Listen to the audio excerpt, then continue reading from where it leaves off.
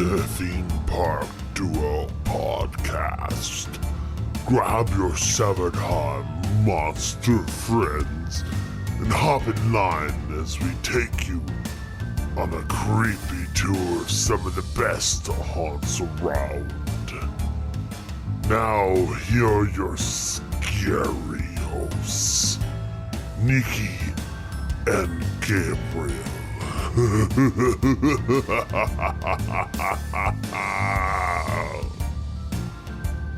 Hey everyone, welcome back to another episode of the Theme Park Duo Podcast. It's the second to last episode of our Halloween season. No, don't say it. It's so sad. It's okay, Gabe. It's okay. I'm one of your hosts, Nikki. And I'm your other host, Gabriel. The sadder host. The clearly sadder host. Much sadder. I've been crying consistently in a ball in the corner of my apartment. It's very awkward. Yeah, especially when we're trying to eat food. I just kind of shove it like in the ball and hope that it's my mouth. Yeah. That's what she hopes. Yeah. Moving on from this awkward conversation. Today we're talking about Halloween Horror Nights in Hollywood. Now, we've been going to Halloween Horror Nights for a lot of years now. We're pretty big fans of what they do there. I think I'm 5 years running. Like 5 years straight. Yeah, you've been going 5 years straight. I've been going a little bit longer than that. Yeah. I'm not quite sure. I don't know the numbers. Can't think of it off the top of my head right now. I just saw it I would have to go Facebook. to the library to figure it out and go to the encyclopedia to find out the information. That's excessive. I just went to Facebook and it showed me the first time I went. You can do that? Well, it just popped up. Like, literally, it was like 5 years ago today. It's like HHN anniversary. Woo! Kinda. That's weird. Anyway. But yeah, we've been going for quite a while now. We're pretty big fans of what they do there. So every year we're really excited to see what IPs they have, because that is what Halloween Horror Nights is really known for, is bringing to life the horror movies that we love and know so very well. And they've done that so well in the past. Yeah. So we're really excited to chat about what we saw this year at Halloween Horror Nights. Overall, I feel like this year is not as good as years in the past. I feel like there was a lot of missteps in this year's planning and designing of a lot of the mazes. That's not saying there aren't awesome things this year. It's just overall, as an experience for the event, I feel like there are things that were not done as well as they normally are, especially with the high standard that they have already set for themselves. I agree, definitely. It's definitely not their strongest year. I can't say I was too excited going into this year, which says a lot, because usually I'm pretty excited about something. I mean, were you excited about The Shining when they announced that? Well, I was more nervous, because I didn't know how they were going to interpret it. I mean, it's hard. Like, The Shining is an extremely hard property to translate into a walk-through attraction, especially given the fact that the film is so highly reliant upon framing and music and timing and a lot of things like that, which is really hard to translate into a walk-through attraction, especially given just the feel in general. There's this creepy feeling that the Stanley Kubrick's The Shining just has overall from beginning to end. Yeah. And then I think for like the rest of the event in general, I feel like I just wasn't as excited this year, because it seemed to be quite a few repeats. You know, Saw, Titans of Terror is basically a rehashing of everything they've done in the past for you know, Freddy versus Jason and Texas Chainsaw. You know, so it's like, and even The Purge was in Blumhouse, so it's all the stuff we've seen before. So going into this year, I wasn't as excited for the new mazes, you know, as I have been in the past. I do have to say that The Shining was really the only one that was on the list of mazes for this year that I was excited for. Every other one felt kind of like okay, that makes sense. Okay, I guess that's okay. And nothing else really struck my fancy as much as The Shining did. I mean, they weren't bad mazes, and we'll get into that when we go through each one. It's just stuff we've seen before. Really? Yeah, well, I mean, I think to a certain extent, some of them were not very good at all. Well, compared to like some. It's just weird. We'll get through it all. Yeah, that's why I said we'll get into it. Yeah, when we talk about the comparison you'll see that there's drastic differences in quality. So, Yeah. First off, let's talk about the scare zones they have this year. There's 3 different scare zones, and what major difference is going on is the fact that they are not utilizing the French Street or the Baker Street for their scare zones this year at all. Not at all. The scare zones are mainly in the entrance, the tunnel going from the lower lot to the back lot, and then on the back lot there's like a mini scare zone, mini maze type thing out there as well. I know that a huge portion of the reason why things got moved around because of construction and other stuff going on in the park, and that's the reason why that things are the way they are right now. But I am really not a fan of the way that they place the scare zones this year. I feel like it's just lacking. I think that construction can only be used as an excuse so far. There's no reason not to use the French Street and the other street. Well, I think they didn't use it mainly because, that doesn't even have an excuse either. There's no excuse. Because they've had a maze back there before, Yeah. and you've exited into whatever masquerade or whatever that one was over there, or corpse. You would go out into that area right after you exited. So there is no excuse for not having scare zones over there. The only thing under construction is the one area to the right, towards the entrance, across from Starbucks. Which is the reason why we don't have the fire cannons. Exactly, but that's literally the only thing disturbed. It's not like we don't have a maze in the Waterworld queue. Everything else is completely where it was before. So there really is no excuse for the placement of the scare zones this year, except I don't know. I really don't. I honestly know. don't know the reasoning behind it, but I do prefer when scare zones take up those 2 streets.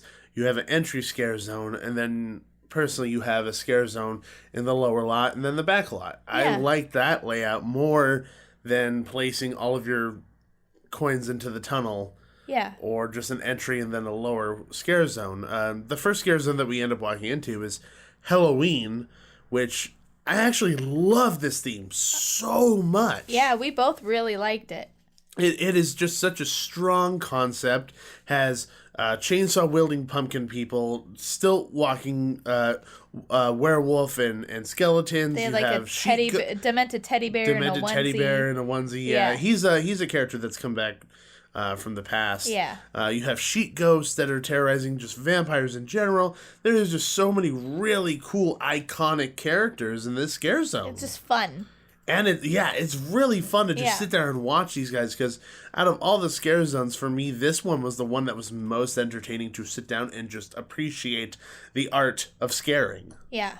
But that's really all it was. It was just the characters. Like, there were a few projections on the walls, but other than that, they had the lights going by that said "Happy Halloween," and it would like cut through the fog, and it would cause these really cool effects. The one pull away prop. They had 3 of them. Oh yeah. They had like the main one that said "Happy Halloween" on it. Yeah. And then to the right, where you normally have like those barkers who, like the guy and the girl above on the windows during the daytime, they had a couple over there which were just like dead kids or dead kids screaming and dressed up in monsters and stuff like that. But other than that, like you were saying, there really isn't much. It's just to the scare zone with regards to actor-driven. decoration. Yeah, it's highly actor driven, and for it only being actor driven, I'd say they're doing a pretty dang good job. Oh, definitely. Because you're not thinking about the decorations. Normally I'm looking around and I want to be enveloped in this, but the actors are so high energy that there is no time to really look around because you're just worried about the next scare coming. Yep, definitely. So that's definitely a thumbs up for that. The next scare zone that you have to really go out of your way for if you want to go to experience the lower mazes is the toxic tunnel, which essentially is workers who have run into this toxic area and their suits are starting to melt into their faces and their bodies, and they're deformed and things like that, which it's just that strip of tunnel where they have loud music, flashing lights and things like that. It was very high energy when we saw it. Like, the monsters were jumping off the walls and a lot of things like that. But I mean, overall, it was just kind of boring. Well, yeah, they don't have any sets or anything. No props, nothing. It's just the actors in the tunnel. But I love this scare zone in particular because you have to go through it. There's no choice. what you're in for when you see that tunnel up ahead. It says toxic tunnel. You're filled with dread. And that feeling of going into a scare zone where there's no escape, no way out, you just have to go through it is my favorite feeling. And honestly, my problem with Halloween Horror Nights in past years, and so this year to a certain extent, is that the scare zones are avoidable. And I love that this one is not avoidable. Yes, it's just actors in a tunnel, but that in itself is creepy enough to make me love it. You know, you have to go in there. You have to go in there to get 3 of the mazes. I feel like they needed to have a few more monsters in there, though.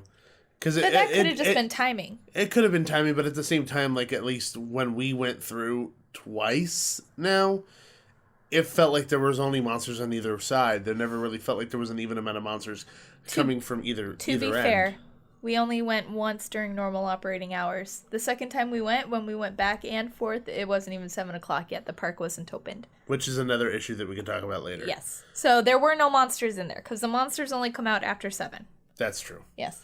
So, but you are correct. You do have to go through this scare zone. I mean, you actually can't, to be honest, you can't really avoid Halloween because a portion of it really is at the beginning where you have like the go-go dancers and a lot of the chainsaw guys go that far towards the entrance.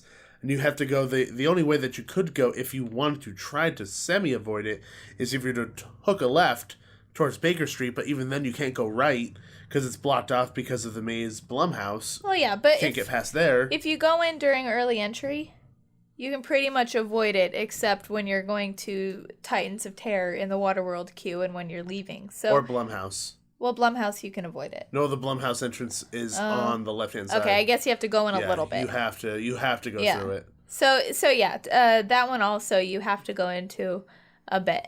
Yeah. And then the last scare zone they have, which is in the back lot, which is the one that I was most excited for, but the one that delivered the least for me, in my opinion, is Urban Inferno. And it was just supposed to be like a Hell on Earth situation, I guess. Is that what you would say? I think so. They're devils and demons and just animal creatures in general. Post-apocalyptic. To a certain extent. Yeah, I'd say like all hell has literally broken loose on like a metro environment, and this is the chaos that happened, I'd say. And the reason why I think for me this was a little bit of a disappointment was because it really isn't a scare zone. It's like a mini maze, kind of similar to what they did for The Purge a couple years back, where you have to dedicate yourself to going through this area where it kind of winds in and out of itself. And a lot of it was just kind of it felt like just kind of props thrown in there with a lot of netting and then shaker can monsters, which to me just felt kind of cheap. And also when you're walking through it, you're just in this herd of people. It's not like a scare zone where the monsters really get to roam around and cut through people and get around, and there's a lot of equal opportunity scares going on. Yeah. This was just a herd of people constantly going through that scare zone. I don't think there was one time that night when we were there that we saw it not packed full of people. Yeah. I don't understand why they feel the need to make their scare zones so restricted. You know, it's like, why is it that the monsters aren't going to go past here? Like, there's a dedicated entrance to the scare zone that you can easily pass if you wanted to. And it's like, I just don't understand why they don't have full reign of the back lot. Like, I don't get it. Like, honestly, it's just one more thoroughfare that, you know, they could just creep out onto, and then there would literally be no place to hide down there, and it would be so much more fun and exciting. It's so restrictive the way they do it down there, and it's not scary because, like you said, Gabe, you're being herded through with like hundreds of other people, seriously. So it's like you're just trying not to get trampled because it is kind of narrow and it's weaving, and you don't even have time to appreciate it because it's a way to get to the other mazes, and that's all that people care about, and it's not what it's supposed to be. I think it's not a scare zone. It's a mini maze. It's a mini mini outdoor maze. Yeah. And if you wanted to, you could skip it. You could skip it. Which should not be skippable. Which is my biggest pet peeve. Don't call it a scare zone if you can skip it. Well, it is a scare zone because it's dedicated to one stupid zone. You know what I mean? And just in general, think about how it would feel if you're walking down that hill and you're looking at the metro set. You know that some of the mazes are back there, and you're met with a line of chainsaw people, or just a line of monsters that are there. They could easily put a barrier up from that hill over to the set and have one person guarding it, and then have all the monsters just roaming in that area, and you cannot avoid it. Yeah. So you would have to just go throughout that metro set in order to get over to the mazes, because there's doors and stuff that they could open up through those sets, so you could have to walk through it. They would open those up and just open the area up in general. Yes, you could have some rollaways. I don't even care if the decorations are rollaways, but at least it's open and the monsters can have the opportunity to run around and really create the feeling, as opposed to being forced within a area that doesn't. It feels very forced. Yeah. I think for us in general, this is the major criticism for this year one of the major criticisms criticism every year. True, but in general, that is a major criticism of this year in particular as well, is the scare zones kind of feeling lacking in general. And we're not going to delve into it because we have a whole other episode dedicated to it, but even Springfield, in Orlando, there were clowns in Springfield. There was 20 to 25 clowns with chainsaws just roaming around. Why the heck do we have nothing up there in Hollywood? There's nothing. It's and they used to have scare zones up there. They used to have scare zones at the entrance. They used to have scare zones at the lower lot. They used to have scare zones everywhere. There's just too many air quote safe zones. Universal, for it being this hardcore horror, feels very safe to me. Yeah.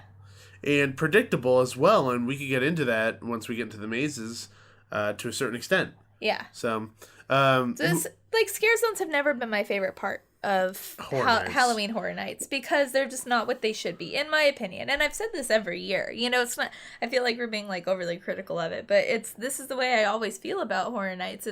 Their scare zones aren't what I personally think a scare zone should be, and we do like.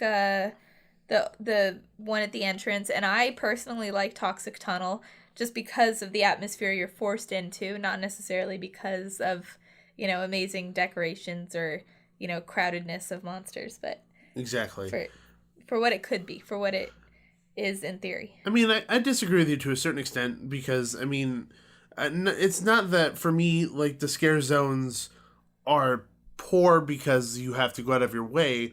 A lot of times in the past, scare zones have been incredible because of the theming that they've chosen, like Black Christmas or Corpse, or just the clown entrance in general, or even the Shaun of the Dead scare zone that they had years ago. A lot of that was really, really well done because of the makeup, the music, the settings, a lot of really incredible things that they were doing. And the going out of the way at the time wasn't that big of an issue, but now it's becoming more of an issue for me when I'm looking at the event as a whole. And it just feels like they're not living up to the standard that they have in the past, which is an issue for me, because if you set the bar, it's your job to meet that again, and they haven't. I just overall, I see where you're coming from, but overall I felt like the avoidable scare zones has always been a pet peeve of mine, and I just feel like over the past 3 years specifically, it's just gotten worse and worse, where they're just restraining the scare zones beyond belief. Yeah, definitely. Moving forward from the scare zones, let's talk about the mazes. This is the big draw for everybody. It's the high quality sets and types of scares that people love, and there's a lot of mazes that we've loved here. And this year, there's no difference. There are mazes that we love, and there are some mazes that for us had some shortcomings. Should we start from the top? Let's just start from the entrance all the way to the back lot. So first maze, it's going to be on your right hand side. It's going to be the Waterworld queue. Is Titans of Terror. Now what that is Freddy, Jason, and Leatherface all put into one maze. And I guess the setup for the maze was a house on Halloween, and this kid is this huge fan of all these characters, and you kind of go into his dream as he dreams about these characters. You interact, or not interact, but you encounter each one separately within their own realm and world. Yeah. So I personally, like, this is one of my top favorite ones of this year. It's my favorite. It's definitely my favorite. And I was skeptical because last year Texas Chainsaw was in the same spot and it was my least favorite. And so it just, I was skeptical because of that. And this one had a Leatherface portion, but it was so much fun. It was very, very fun. And we got to go in pretty much alone almost when we went in. We were the first ones in the group to go through. So we got almost every single scare, which definitely helps. Yeah. I think that if I didn't get every scare and maybe I got one or two, and I would still say this would be probably one of my top mazes, based on the fact that I think the theming that they did was really smart. The way it flowed was great. The way it flowed was very, very great too. Also, the fact that it pretty much takes place in Halloween, which is fantastic. You're going into this haunted maze in a technically Halloween themed attraction, which is interesting. Yeah. It's a house dressed up for Halloween. Dressed up for Halloween. They obviously the family and the kid in particular, big fans of, Freddy, Jason and Leatherface. He's sitting in his bed with the mask on. They even have a little, what was it? Was it a little Jason with the candy bowl, and he's like holding it out? Yeah, he's just sitting there up front. Yeah, it's so fantastic. there's a whole bunch of decorations, and then you go into the house and you go into the kids' room, and the kids' room is completely decked out with everything from those three characters. He's wearing a mask. I think it's Jason. Yeah, it's Jason mask. Yeah. I think he's wearing a Freddy sweater or something. But ultimately, like, one of my favorite things about this maze, and we'll talk about other mazes as well when we get to them and how they didn't do it as good as this one, is the transition hallways. And for me, because it was utilized correctly and in a very smart manner, because you're going through a dark hallway that transitions you from, the real world to Freddy, from Freddy to Jason, from Jason to Leatherface. Within each hallway is a light pointing at you, that it's a dedicated color that represents whatever character you're hearing sound clips from. So you're being transported to that world via the transition hallway, which I think is ingenious. It's wonderful. It's simple and perfect. That gets you in the mood and ready, and you know exactly what's coming up. It's fantastic. And within each realm, I think there was really, really smart scares that were different than a lot of the houses that are there this year. I think my favorite was the Freddy section. Freddy, I think, is definitely extremely strong. Uh-huh. The chest burster scare? Yes. That was awesome. The baby carriage. Not and there was also a baby carriage as well. That was fantastic. You could tell the fact that they reused a lot of sets from Freddy vs. Jason and prior years of using Freddy or Jason. But for me in particular, this maze did not bother me with the recycling of those things because I couldn't tell. Yeah. It wasn't like they were using the same room for the same reason. Yeah, definitely. A lot of props got changed around or got moved in the room and things like that, so it felt a bit different. So overall, I enjoyed this maze thoroughly. We came out with huge smiles on our face. Yeah, definitely. I don't know how much more I can say about it, but just really, really liked it. Definitely my top maze of the year.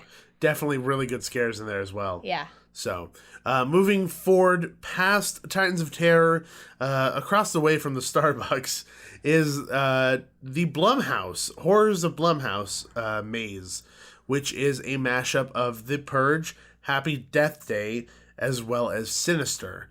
I think the setup for this is fantastic. I think it's a little loose-ended in a bit, though. Yeah. You're out in the streets of during the Purge, and you seek refuge in a theater that's having a double feature of Sinister and Happy Death Day. It's a little loose. I mean, I feel like if you didn't look into it, you probably wouldn't get that. Yeah, because as soon as you enter the theater, you're in the bedroom from Happy Death Day. So if you miss the fact that you're walking into a theater, the whole premise is lost on you.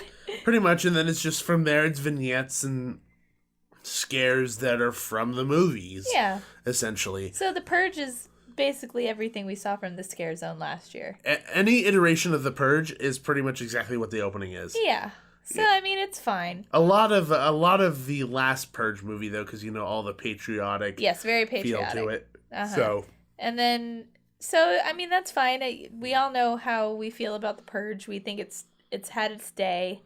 I wasn't excited to see it back in any form. So I mean, it was fine. It was what it was. I like the idea of the maze being part inside, part outside. That's kind of new.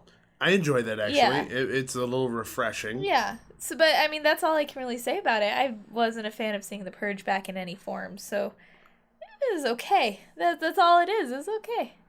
Yeah. And then Happy Death Day we hadn't seen yet. So you know nothing about the movie going into it. You just know that there's this masked killer going out there. Basically, you see what you see in the trailer. She wakes up in her bedroom, and then chaos, chaos, chaos, and then she wakes up in her bedroom again. And then more chaos and more of that big mask, that doll looking mask, whatever it is. So a lot of that.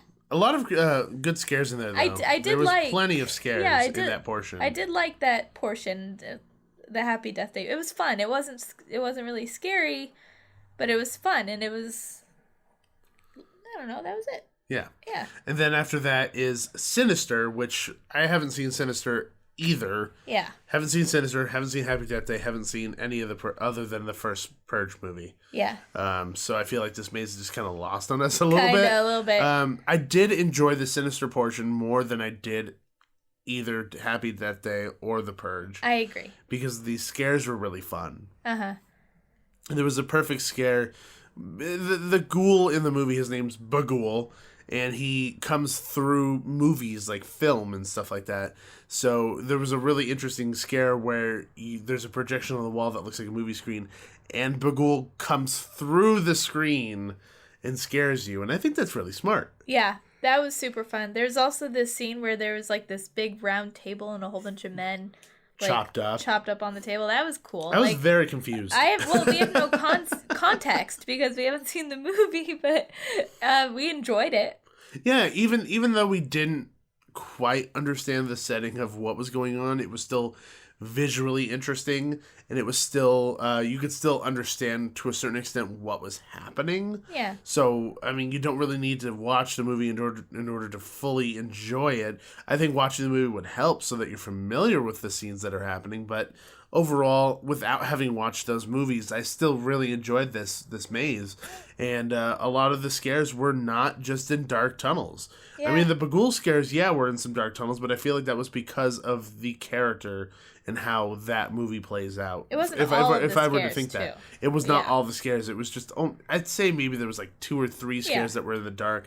Everything else was environmental, coming out of a window or a wall or something. Yeah. Should we skip to the lower lot, or should we do the tram? We'll talk about the tram. I think that's fine because it's still technically on that upper lot. So the tram this year, the Terror Tram, was Titans of Terror featuring Chucky, or hosted by Chucky. So it was Freddy, Jason, and Leatherface out on the back lot, but your tram is technically being driven by Chucky. So he basically says that he's taking you out there to go get killed by all these guys. Basically, yeah. And this year I thought it was fun. I thought it was an interesting concept, an interesting setup. I always really like when the back lot. It's funny because when we're talking about scare zones, I don't want them to confine it, but when they're talking about the Terror Tram, I like it when they confine it because the scares are a lot more plentiful. It's easier for somebody to come around a tight corner and scare you than it is for you to just be walking in this open area. Yeah. Especially with the Terror Tram, because it makes it feel a little different every year. Yeah, there were parts of it I liked. I don't know if I liked the fact that the Terror Tram was exactly the same theme, without Chucky. As one of the mazes. It's kind of repetitive. But, that being said, there were... and also just that genre in general is not my favorite. But... Slasher? Yeah, not my favorite. I do enjoy some Freddy, but that's pretty much it. Jason is I can take or leave, and Texas Chainsaw, I'll throw out the window. I don't like it at all. I just imagine you throwing Leatherface out of a window. I will. Out of a 2-story building.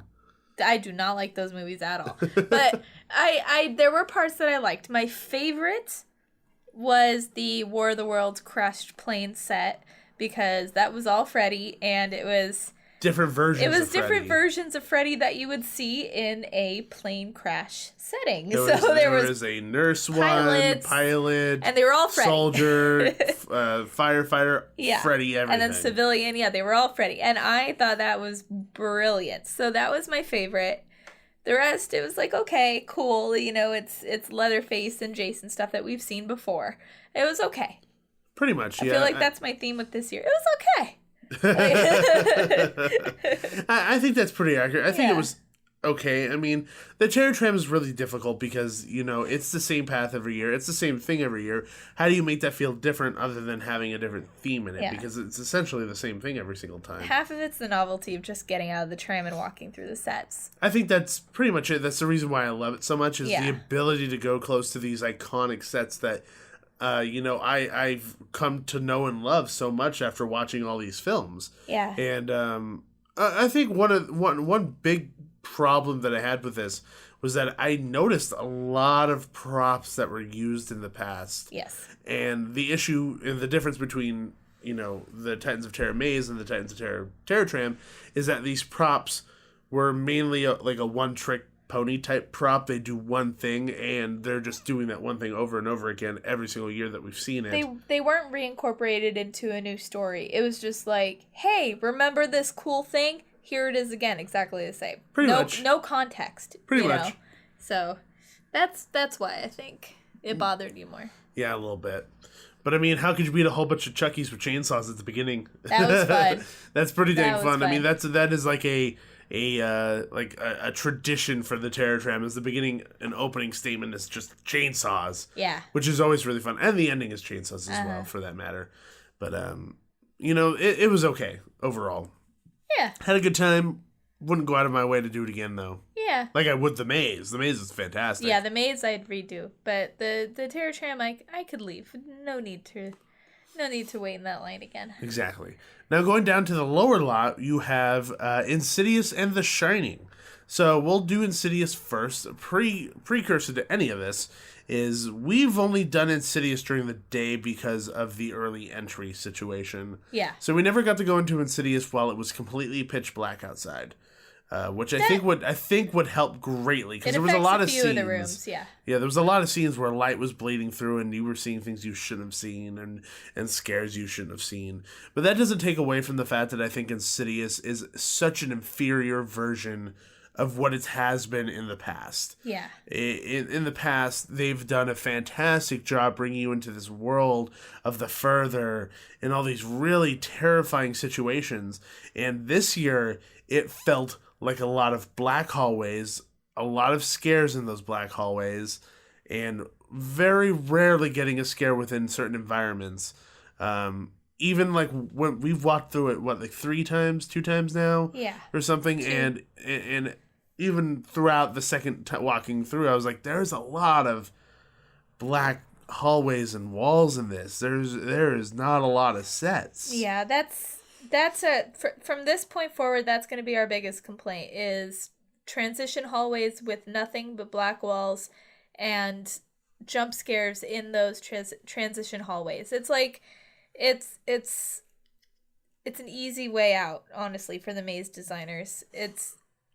But at the same time, like, it's not even transition hallways at this point because it's a black hallway, a black room, a black hallway, a black room, and then you get to it. Then you get to like a themed room. In the sense of room, black hallway, another room. It's the transition from set to set. That's the easiest way to describe it. But my point is that you have set, black hallway, black room, black hallway, black room, then a set. Yeah. There is a extended period of time where you're not in a themed hallway or room in particular, because there are mazes like some we're going to be talking about very soon, or even honestly it's only coming up because even Titans of Terror didn't really have theme transition. No, actually they did. There was a lot of portions where it was like all themed except for the transition hallways coming from theme to theme, so that those are at least separated. Yeah. In this one, it was just lots of black rooms, and like you said, it's going to be kind of a theme for the rest of the night talking about it. And one of our biggest pet peeves is those black rooms and black hallways, and a lot of the scares taking place in those black rooms Kind of like The Exorcist last year.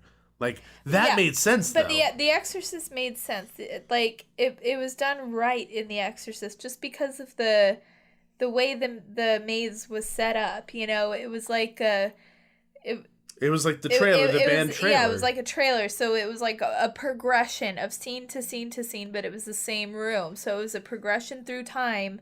And so there was like this startling scare in between those progressions. It made sense. It flowed.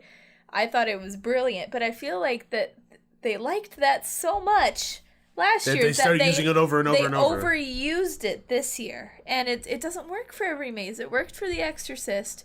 And just because it worked for one doesn't mean it works for multiple, and it definitely didn't work for Insidious. You know, the thing is that those scares are effective sometimes. Like, they do get you. But when they get so repetitive... cheap. It feels cheap. It doesn't feel like they worked for the scare at all. It's just a crappy jump scare. Yeah, I'd much rather have a demon scaring me from behind a doorway than popping out of a black wall. And they did have moments where, like, characters came out of doorways or walls and stuff, but... If the character wasn't coming out of a black hallway or a black window in those hallways, they were coming out of like these tarps, and I don't know, or not tarps, but they came out of doors that had like the plastic sheets in front of it. I don't know if you've noticed that, but a lot of the time in Halloween Horror Nights mazes, you know, a character will open a door or like a fake wall and they'll come out, or you know, they'll come out of somewhere that isn't recognizable.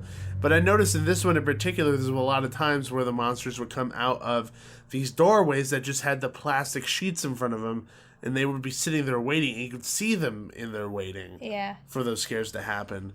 And that's really bothersome, knowing that they're capable of so much more. Yeah. I mean, but once again, I think that's one of our things with Halloween Horror Nights in general that isn't our favorite, is the repetitiveness of the scares. And I know that it's set up that way so guests all get the same uniform experience. But they don't get the same uniform experience. They don't, because if you're right behind someone who keeps getting all the scares, you're not getting any of them. So it's in a way cheating half your guests because they see the scares but they don't get them personally. So at least if it was a little bit more variety, a little bit more freedom for the actors, there would be a chance. Yeah. So I mean that has, once again, that's not a new thing. It's we don't like the predictability and the repetitiveness of the scares of Halloween Horror Nights. I mean, yeah, we've said that in the past too. So, and even on my last show, I've said that on that show too. So it isn't anything new to us or to anybody else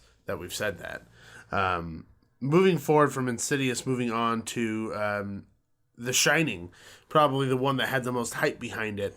I think to a certain extent lived up to some of the hype, but when you go through a much superior version in Orlando, makes ours look not as good. Because we did enjoy, before going into Orlando, we went into ours and we actually thoroughly enjoyed it. We enjoyed it, yeah. And so I don't want to take away from that. Yes. Yeah. I think ours has a lot of merit to it, and I really enjoy a lot of the different rooms that they have in ours. I do think that the transition hallways are utilized too much here. Yes. Once again, but I do love how a lot of these rooms, and you'll hear us have a much larger conversation about it with Rick West in the next episode, which, spoiler alert, we'll have a much larger conversation with him about it, but in Orlando. But I do enjoy how they set up kind of Jack Torrance going crazy in the very opening scene of the maze. It kind of sets everything up very, very, very quickly, and visually is easy to understand. Yeah, one of my favorite parts is you see tons of paper plastered all over the walls. Even the separations that you have to like walk through are paper. Are paper that say, all work and no play, yada yada yada. And you can hear the typewriter, and I feel like the detail in this maze is great. They have the carpet and all, and every iconic scene you can think of is in there. There's the Danny, elevator sequence. Danny in his trike, and he sees the Grady twins. There's the elevator. Then they're all axed up and stuff, and they're using a really cool Pepper's Ghost effect. Mm-hmm. They have the elevator sequence, even if they did it not quite how I would have liked. They have the elevator, with the blood gushing out. It's just not. I was a little disappointed in how they did it, But it's okay. They still had it, and then they Ballroom had sequence. they had the ballroom. They had that bear. BJ Bear. Yeah, they had they had the what was the room number?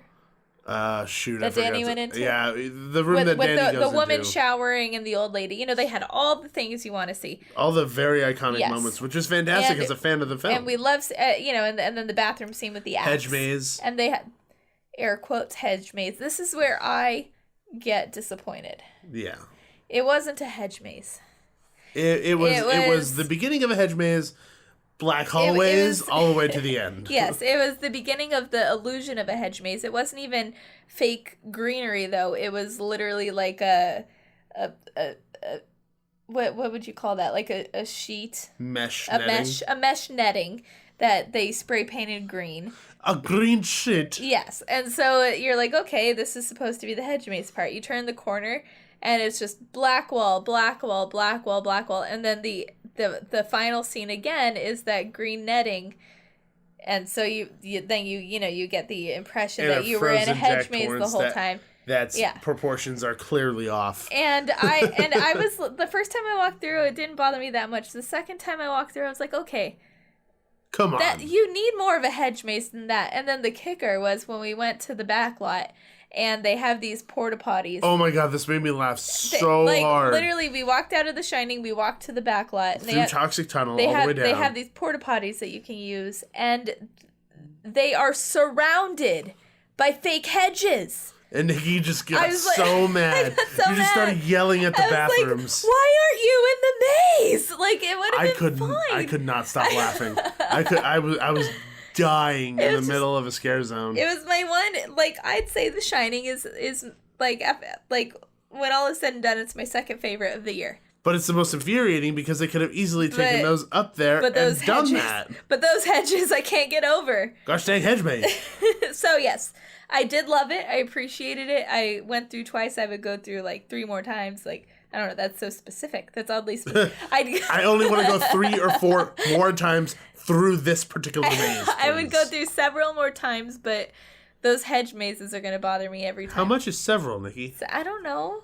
I'm just saying I would. There are certain mazes. You would like to go through it more. There are certain mazes I would never go through again. Saw. But I would go through. You did not cough through that very, very, very well. Laundry's done. And the one thing I do want to touch upon before moving on to the next mazes was I really enjoyed the soundscape of the maze overall. Yeah. I loved the sound effects they used. They used all the perfect sound effects. They didn't use the sound effect that I thought they were going to use that I've been referencing this whole entire year. Yeah. But it was still really fun to see what they did choose.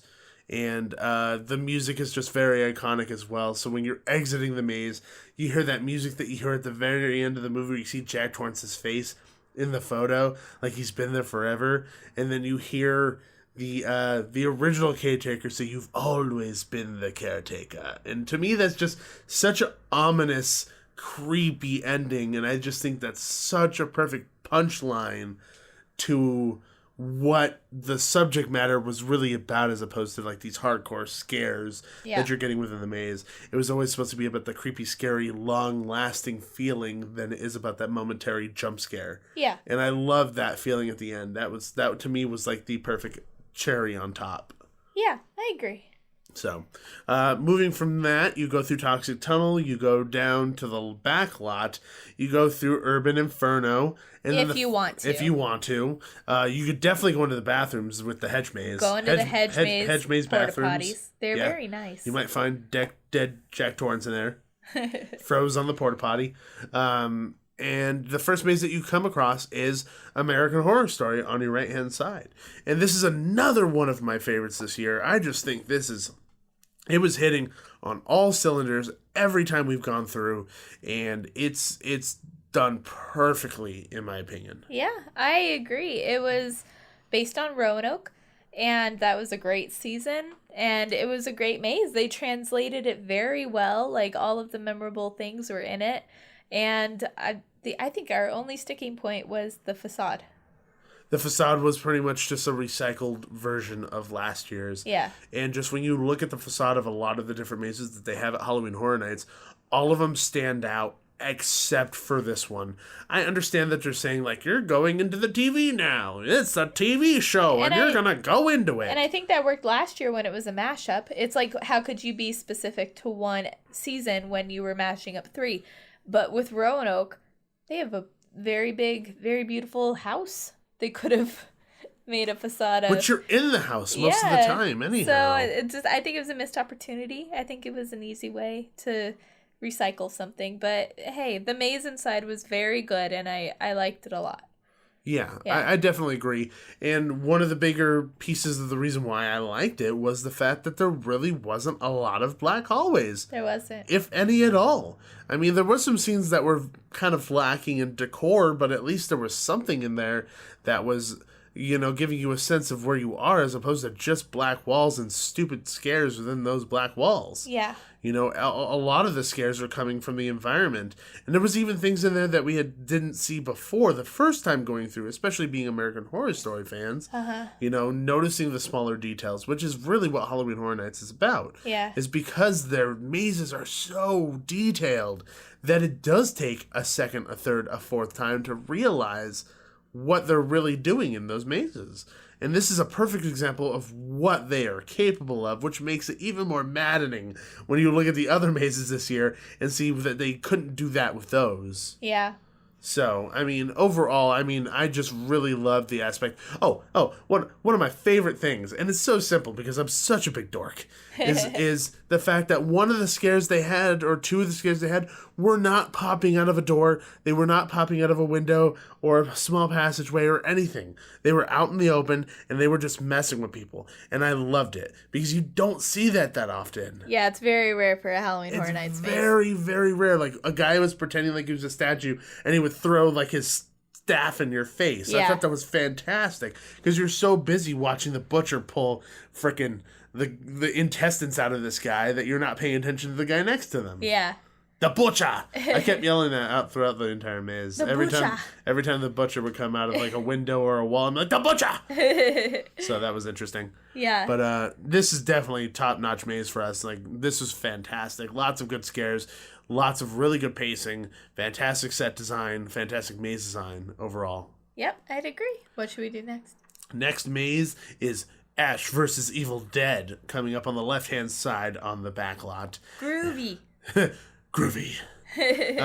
This one I was outside of The Shining. I think this was the one I was most excited for. Yeah, we've seen the show. We saw the first season, not the second. And I've seen all the movies. I'm a huge fan of that character as a whole, and I think he lends himself to, at least those movies and the show lend themselves to being a really cool maze. Yeah.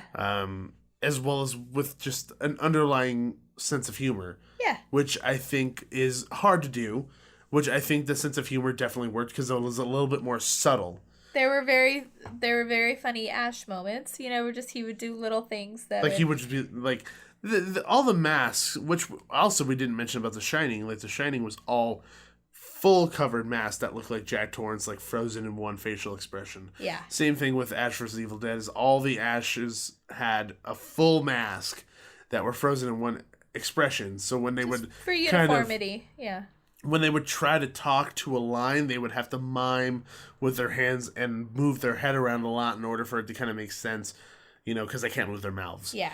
But, you know, there'd be a scene where Ash jumps, like a monster jumps out of like a scare pop window, and then Ash comes out of another window and like saws him, tries to like saw him, and then he would like look at the guest and go, "What's up?" And then go back into his hiding place, which there's a lot of attitude and a lot of aggression with those scare actors in this maze in particular, which I really appreciated. Yeah. We love the facade, his trailer. And, you know, clothes drying on the line, the whole shebang. And then the first thing you walk into is this trailer with that granny, you know, evil granny. Deadite. Deadite, that's correct. I said the right thing. And that whole scene was great. And it was just a fun maze. It wasn't our favorite, but there were very fun portions and a lot of things that were familiar that you're like, oh yeah, like look at that, I remember that, you know. So it was a fun maze. It wasn't scary. Definitely. Yeah. And this maze also utilized transition hallways. Yeah. They had nothing in them, which I think is a complete cop-out because the movies, as well as the TV show, give you plenty of options of where to go, where to take your guests, and put them in that environment. And I think it's just a cheap thing to do. Yeah. Especially given the fact that you could easily just make it a freaking forest. I don't really care what you make it. Yeah, and not just some twigs in a corner either. Yeah, seriously. Like you have the budget, just stick a few more trees in there. Yeah, so... And I wish, like, they included a little bit more of, like, Ash's, like, famous catchphrases a little bit more. Like, I know that a lot of the catchphrases in particular were dedicated to the movies, and they wouldn't necessarily fit within that, in this realm. But, like, even, like, in Army of Darkness, like, when he's in his convenience store, he's like, "Yo, she bitch." Like, I wish he said that in this maze, because that's funny. Yeah. And that's what this maze is about. And they did have characters that were saying kind of funny things. But, you know, they didn't even have, like, as opposed to Orlando, where they had those characters say things that were even borderline extremely inappropriate, but still really funny. Yeah. You know, I wish that they would have incorporated that just a bit more. They did have moments, for sure. They did have moments. And there was definitely moments for fans to freak out over, because I know that I was walking through, and you had no idea what the hell was going on. I'm like, oh my god, there's A, B, C, D, E, F, G. Oh my god, this is fantastic. All that I noticed is that they had a laser disc on a record player. That thing wouldn't play. That really bothered you. It did. Logistically, it would never work. It wouldn't work. I mean, it looks cool, yeah, but it's a laser disc. Sorry, Nikki. It's alright. That bothered me. Have you tried it before? What happens? I'm asking you, have you tried it before? No. Then don't knock it. Okay. You don't know what it does. Okay. It's probably, like, awesome. I bet you just hear, like, couldn't even think of what to say. Screeching. Just Probably. What if it just starts playing the movie? That'd be fun. That'd be awesome. Yeah, we should try it. Who knew? Let's buy a laser disc. No, let's not do that, Okay. please, for the love of God. I want to keep my record player pristine. Okay. As much as possible. Moving on from Laserdiscs on record players, we're going to be talking about Saw, the Games of Jigsaw, the best name for a maze. Do we have to? This is essentially, I wouldn't even really classify this as a maze. Like, I would classify it as a looky-loo, rubbernecking walkthrough. A viewing experience. Every room was pretty much a passive experience, watching somebody either torture themselves or die, and there were scares with, like, the pig mask guy or something. It was pretty much only a pig mask. It was pretty much only the pig mask, but I don't feel like the placement of the scares, maybe outside of one or two of them, were that great. And like I said, every single time, it was those plastic strips over the doors, and you would know where they're coming out from. Yeah. And It was just so simple and easy to see where they were coming from. And overall, it was just a very passive experience. You didn't feel like you were in it at all. You just felt like a spectator. So that sense of dread was gone. Really quickly, too.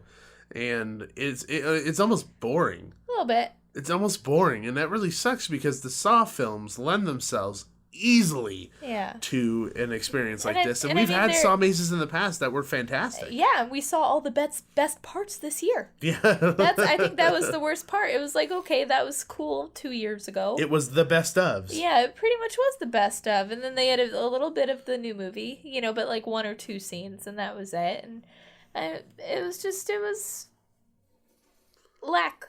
It was a little lackluster. And also one of the things that I saw that made me laugh, but at the same time I was like, ooh, that's not good form, is there's a scene where a pendulum is cutting a guy in half. And I thought the pendulum was on its own motorized system where it does the same thing over and over again. But no, the pig guy jumps out, scares everybody. Well, not tries to scare everybody because he's not scaring anyone what he's doing.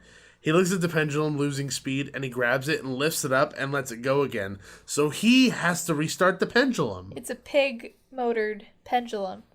Yes, it is. Yeah. Powered by bacon. Yeah. So, I don't know. This maze as a whole just left a sour taste in my mouth. Like, we came out the second time after going through, and we're like, yep, never doing that again. I'm not wasting my time. Yeah. There's no reason to go through this. Then we did it again anyway. No, that was the second time. First time we were like, that wasn't very good. Maybe it was bad timing. And we got every single scare this time, and none of them worked. Yeah. It didn't nothing happened. And it just, overall, I feel it was just lacking big time. Yeah. I agree. It was definitely on the bottom of the totem pole for me in the mazes, you know? I'd say out of every single maze, this is on the lowest. Yeah. The lowest of the low. I definitely agree. So, yeah, that's it. That's the last of our mazes. And other than that, they have the Jabberwockies show, which we did not get to see. I did enjoy it. It's a dance group. I enjoyed it last year. Gabe's not the biggest fan because, I mean, I feel like you feel like there should be something else for Halloween Horror Nights in particular. Like, Jabberwockies could very well be a daytime there's show. To me, there's nothing Halloween about Jabberwockies. They wear masks. Ooh, you know, it's like, it's not scary. Even if the theming was slightly Halloween-y, there's still nothing Halloween about a dance troupe. Yeah. Even Academy of Villains, and I personally like Academy of Villains more than I like Jabberwockies, but even then, I'm like, I don't want to watch Academy of Villains. I want to watch something else that has something to do with Halloween. And I personally miss Bill and Ted so much. Yeah, me too. Even if that concept and even if that IP is falling on deaf ears with the younger crowd because nobody really knows who Bill and Ted are, I think overall the experience of a show like that makes the event more well-rounded.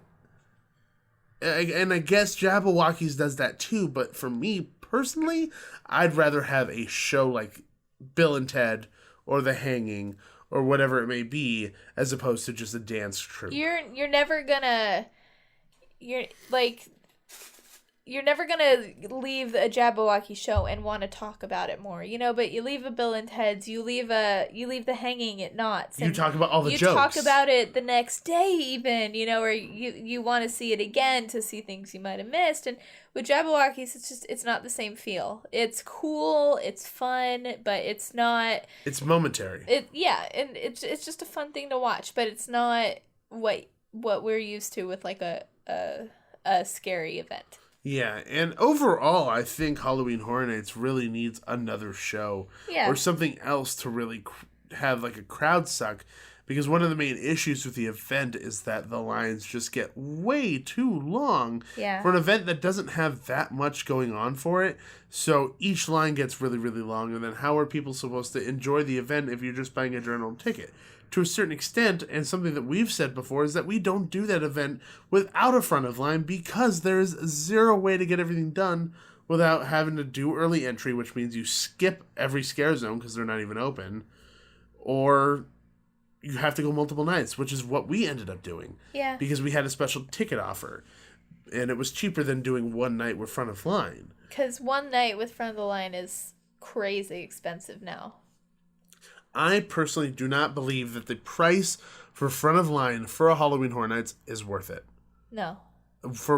Especially given what they were delivering this year. I would have been extremely mad if I had purchased 2 front of line tickets. That's almost like nearly $500 for the night we wanted to go. Yeah. And experience what we experienced. I would have been so disappointed. You can get everything done if you do early entry. If you're in the park by 5... It's not the most convenient way to experience the event. Nor the most ideal. But you can get everything done. So, I mean, we broke all our rules this year. It's like our rule was never go to Halloween Horror Nights without front of the line. And here we are, we went twice without front of the line. But we did everything in the most bizarre way possible. It's if we with the last time we went, we left at 8 because we had finished everything. Yeah, and except Jabberwockies. But I also even have an issue with the early entry.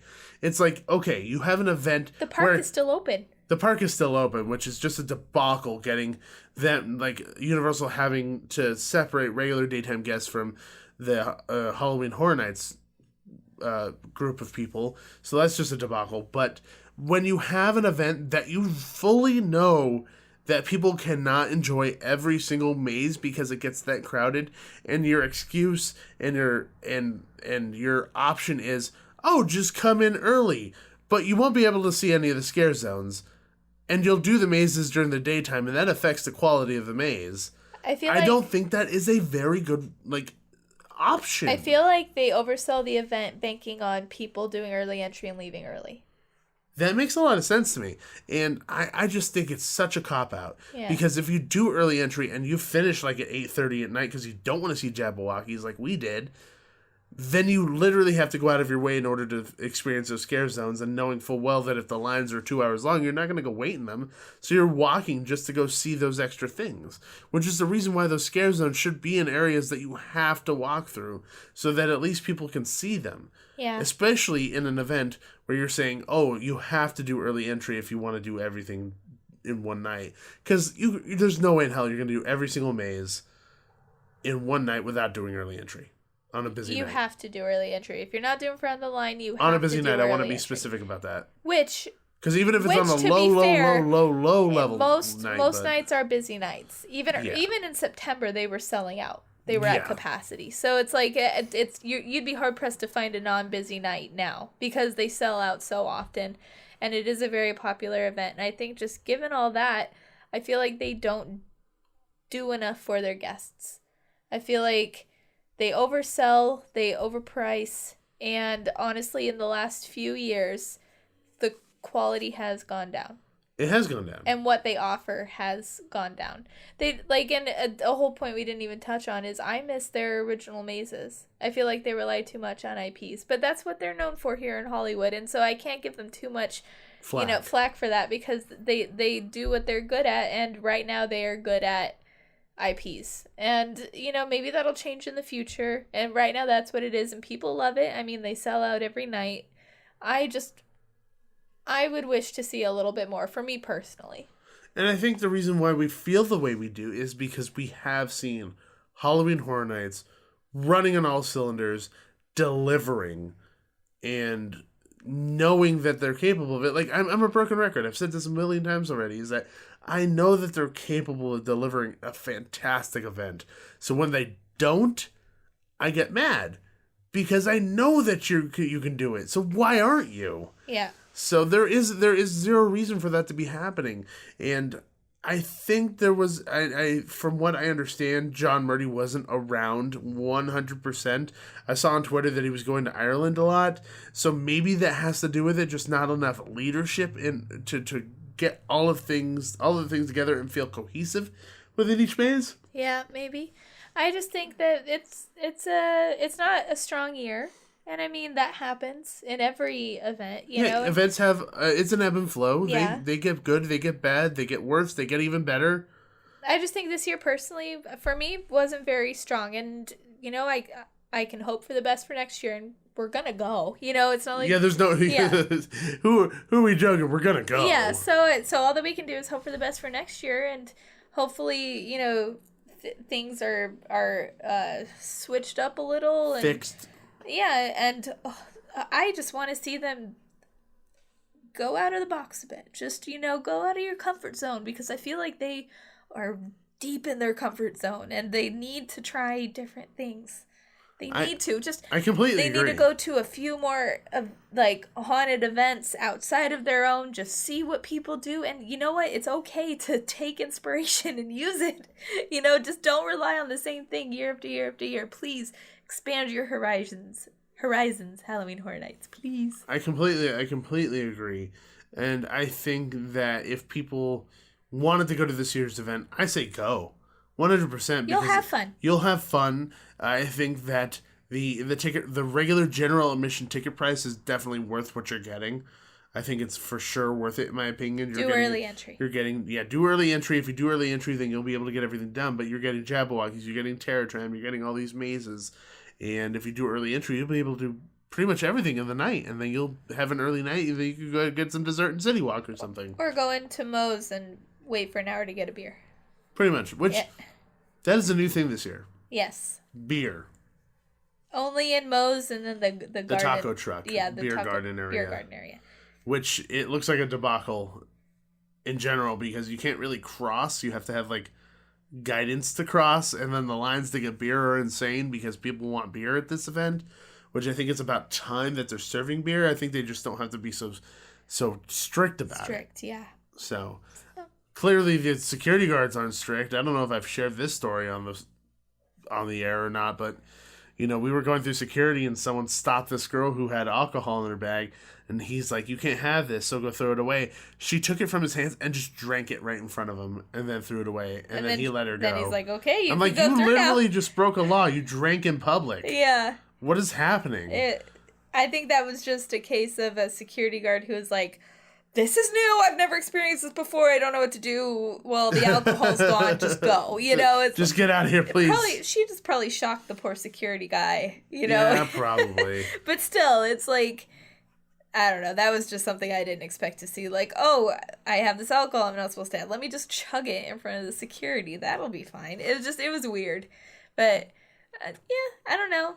People drink at the event, so just loosen up the restrictions on it maybe a little. Yeah. Any final thoughts on Halloween Horror Nights this year in Hollywood? I think I had fun, but I went in expecting a certain event, and I got what I expected. I wasn't reaching for the stars. I wasn't going and thinking like, oh, this is going to be the best event ever. I went in knowing what I was probably going to see, and that's what I saw. So I had a good time, and I'll go back next year. I definitely had fun, and I will definitely go back next year. But if I were to say one thing off the top of my head right now about this year's event, it would be open Hogsmeade. Yes, please. Please. And put Dementors in there, but just open Hogsmeade if Dementors are too That would be such much. a huge crowd suck, too. Yeah.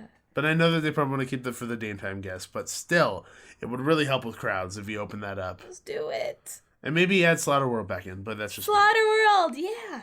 So, but overall, I enjoyed the event, and we're going back next year. We already know that, so it's going to be fantastic.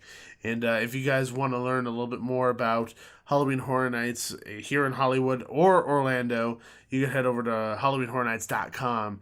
You can figure out how you buy your tickets and stuff like that if you want to go and experience a lot of these pretty cool mazes. So that pretty much wraps up our Halloween Horror Nights episode. Yeah. Which we're going to be following up with another Halloween Horror Nights episode with Rick West and Johanna Atalano from Midsummer Scream and Theme Park Adventure. Yeah, so I'm excited for that one. So that one's not going to be, that one's going to come out pretty soon after this one. So it'll be our Halloween special in a way, because it's like Halloween's going to be like a day after, because we release on Mondays. It'll be out on the 30th. Yes. Yes. So, really looking forward to releasing that one. It was a really great conversation, and we couldn't be more thankful to have them on the show and share with us their expertise of haunts and Halloween in general, because they're just as dorky as us. Yeah. May not be as extrovert about their dorkiness as we are, but they're definitely as dorky as we are. Their opinions are not always the same. That's true. We found out. Which is nice. Yeah. And then we all disagreed too at certain times, which was really fun. Podcasts are always so much more fun when you're disagreeing with somebody. I disagree with you all the time. Is that why I have so much disagree fun? with you now. Okay. Yes, that may be the reason why you're having so much fun. It's because you disagree with me constantly. But you should know you should disagree, because I'm always right, because I'm a man. I disagree. And as a man, I know that I'm always right. You can't even say it with a straight face. No, because I'm mostly wrong. Yeah. So that's I fine. agree with you on that. I admit that. Was that the door? I think so. No, just ignore it. Okay. I don't want to answer right now. It's like midnight. We're recording this super late. I don't want to. Yeah, I don't know who would be knocking at midnight. Yeah, that's weird. That's fine. We'll just ignore it. We'll keep going. Okay. So that pretty much wraps everything up, guys. Thank you so much for listening to us babble about Halloween Horror Nights this year, as well as every other Halloween episode that we've had so far. Really appreciate it. If you guys are new to the show, we are the Theme Park Duo. Welcome. Thank you for listening to this episode. I definitely think you should definitely go back and listen to a lot of our other episodes to get to know who we are. Yeah, we're not always as pessimistic. Yes, that is truth. So definitely go back and listen, but thank you so much for tuning in, and everybody else who tunes in every single week and every other week when we have our schedule like that, who tune in every episode to hear us babble about stupid, silly, dorky theme park goodness all the time. Yep. So, and then if you really, really are enjoying the show, make sure you head over to iTunes or Stitcher or anywhere else you can leave a 5-star written review for us in the show, because it would greatly increase our chances of other people finding us and enjoying us like you are right now. Now, Nikki, where can people follow you? You can follow me. Oh, no, not you. The show. Because I'm dumb. I'm stupid. I'm stupid dumb. Why can't I just say mine first? Well, because the show first and then you second. You can follow me on Twitter at NikkiM_313. Did you just purposefully go against what I said? Yes. Just because you wanted to? Yes. Okay, thank you. And you can follow the show everywhere at Theme Park Duo. Facebook, Twitter, Instagram, Periscope, etc. You're just taking over, aren't you? Yes. You want to say mine for me too? No. Why? Because I don't know what you say next. Because it's my line that I say. Back to you, Gabe. Where can they find you? Oh, Jesus. This is intense. Is this how it's like to be on the other end? Yeah. Where can they find you, Gabe? Right here. In my seat.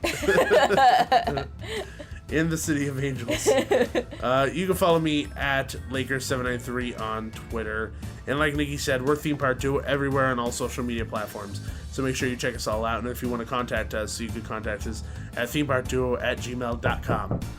Seriously, if someone's seriously knocking at midnight? I don't want to go get it. You can go get it. No, I'm not going to answer at midnight. That's seriously creepy. I'm not going to do that. I'm not answering the door. Yeah. I'm seriously not answering the door. Okay. We'll end the show here. Thank you for listening, everybody, and always remember the most important thing of all: there's always a great, big, beautiful tomorrow. See ya.